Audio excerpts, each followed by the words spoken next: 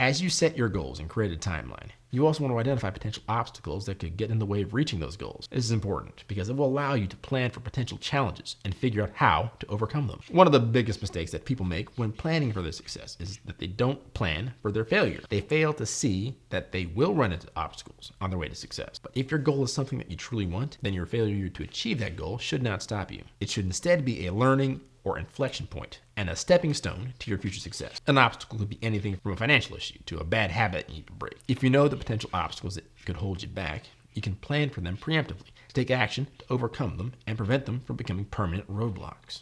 You can identify potential obstacles by asking yourself some key questions. For example, what are the challenges that you might face? What do you have going on in your life that might make it more difficult to achieve your goals? What are your weaknesses and vulnerabilities? Combined with your knowledge of what your short-term and long-term goals are, you'll be able to identify many obstacles that are in your way. Next up, create a strategy for achieving your goals. Now that you've set goals and you've identified potential obstacles, it's time to create a strategy for achieving those goals. If you've set your goals and you've identified potential obstacles, it's time to create a strategy for achieving those goals. Your strategy will take into account the action items you identified while keeping in mind potential obstacles that you face. This is where the previous steps really shine. So they've already helped you to identify what your goals should be. You've already identified what might be your roadblocks in achieving those goals. You've also set those goals so they're not too small or too big to inhibit your success. Now all you have to do is put those things together into a strategy that lets you take action step by step. And taking action is a very important part of any goal. You can't just sit around and wait for life to happen. You have to take action and make things happen. This is the most important part of the success process, and is where most people fall short.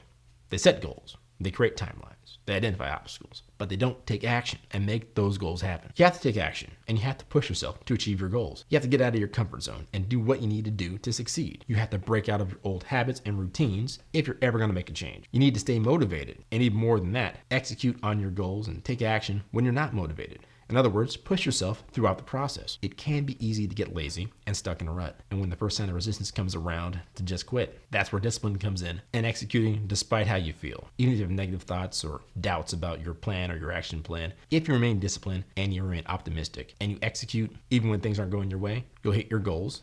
And then you'll have the opportunity to reassess if this is really where you want to be in life. A step that you need to take.